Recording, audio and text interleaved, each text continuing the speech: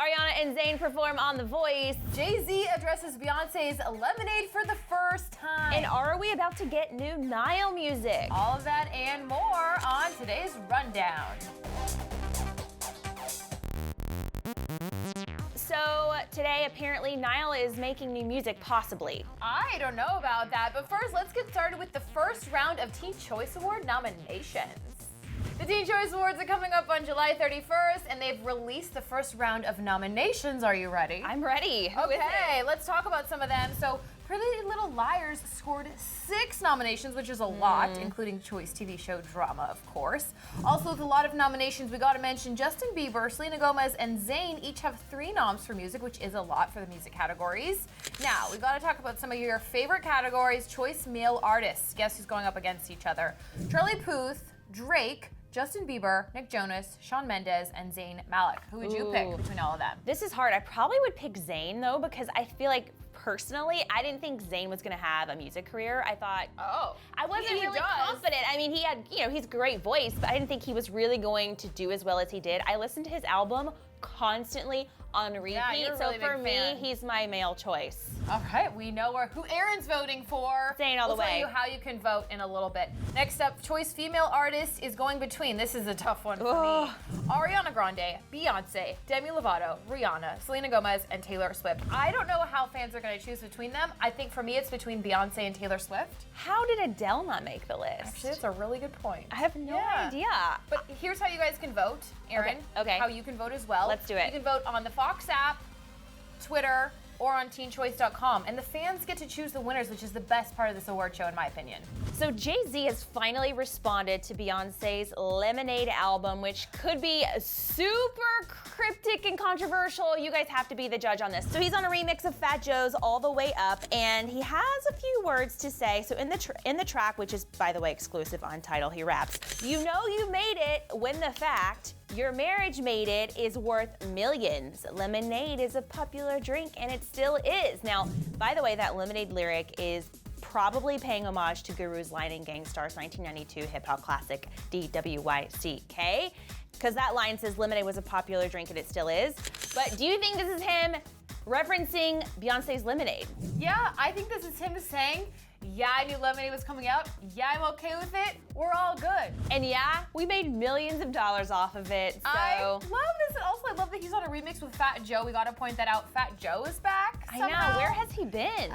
He's been waiting for this remix with JayZ to respond to Lemonade. He's about to blow up. Also later in that song, he raps about Prince too. He said, "Prince left his masters where they safe and sound. We never gonna let the elevator take him down." And a lot of people are thinking he's referencing that elevator fight between him and Solange in the elevator.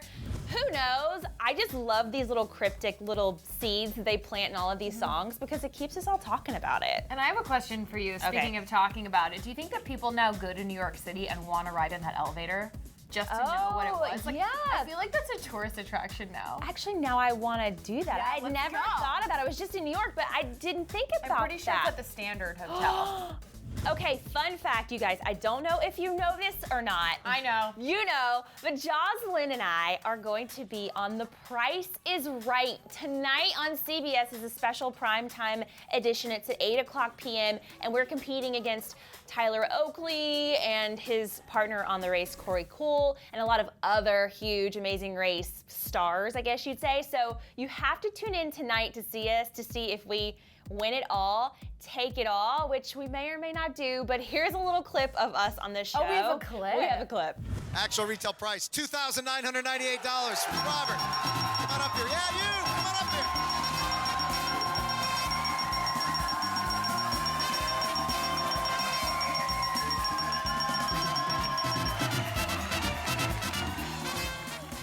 That clip is amazing, and I can't wait to watch tonight. Also, by the way, I was on The Price is Right once. Well, what? I wasn't actually on The Price is Right. I was in the audience. My best friend Ryan was on the show, and he won $10,000 and a hammock, and I got the hammock. You got the hammock? I have the hammock. Did you have to pay taxes on it? No, he dealt with that. Well, he made 10 grand, so he should pay the taxes. The Voice finale was last night, and what a finale it was. It felt more like an award show because there were so many amazing performances. Yeah. We got to talk about the biggest one for us. Ariana Grande had a duet with Christina Aguilera, which was everything we've always dreamed of. Ariana's a huge fan of her, that's no secret, of course. So she got to live out her dream. She started out her performance with her new single, Into You, in a stunning white pantsuit, and she sounded amazing and looked great.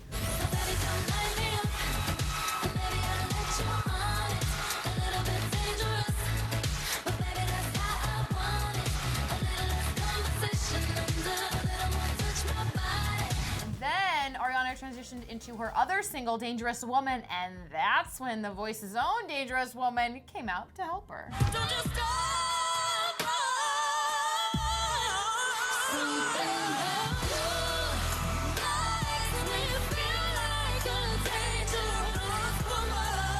what did you think of their duet? I loved it, but I want to know if Aaron, the audio song expert, the audio song expert? What because I sang in church growing up? No.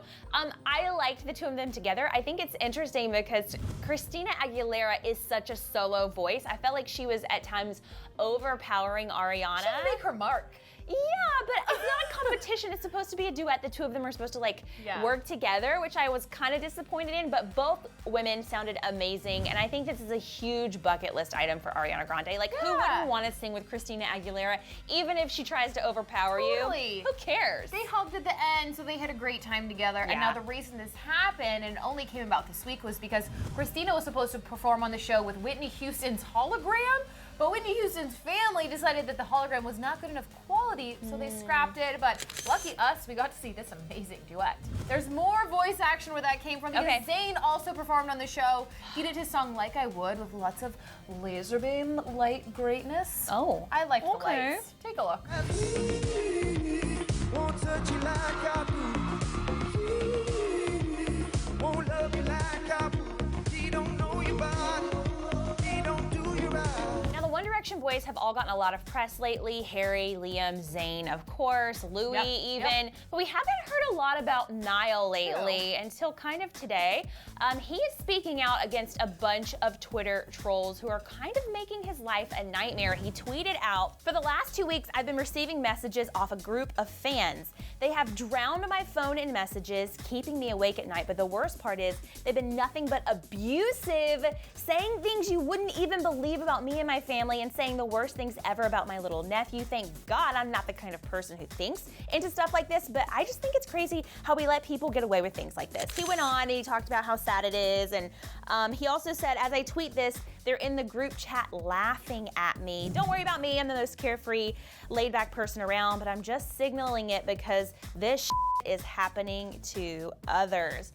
This is really dark. Earlier this week, Taylor Swift and kind of her squad was attacked by a bunch of haters, or at least one hater, and the police are now involved investigating it. Wow. These people can take this to the next level, and you know, I get messages too, and not nearly as many as Niall does, and it is kind of distracting, and it's not really nice, you guys. This surprises me a lot because it must be so bad for him to actually tweet about it, because I would think if you were tweeting and calling them out on Twitter, you're sort of fueling the fire, like you're giving them what they want. Yeah, and so it must be that bad that he has to say something. He's just so compelled to get it out and to tell people this is not okay. I love it when people like this call out the haters specifically, so that they have to basically face the music themselves. Like, I almost wish he had called them out by name so that everyone can see who they are and so they would have call them to out. delete their accounts. Yeah. They would get shut down. And they'd have to actually pay for what they're doing to these people. It's just not okay. But speaking of Niall, he has, of course, been hitting up the greens, working on his golf game during this break. But now word on the street is he's also working on music. So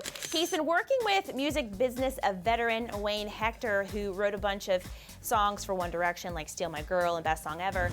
And Wayne apparently said that, quote, "We are writing together, but he wants to do it for himself and not for other people at the moment. We have no idea where it will end up." Now, that's not much of a confirmation that he actually has a single out, but if you look him up on ASCAP, Niall that is, he's registered a new track called Don't Give Up on Our Love, which he co-wrote with Frequent 1D and Ed Sheeran songwriter Jake Gosling.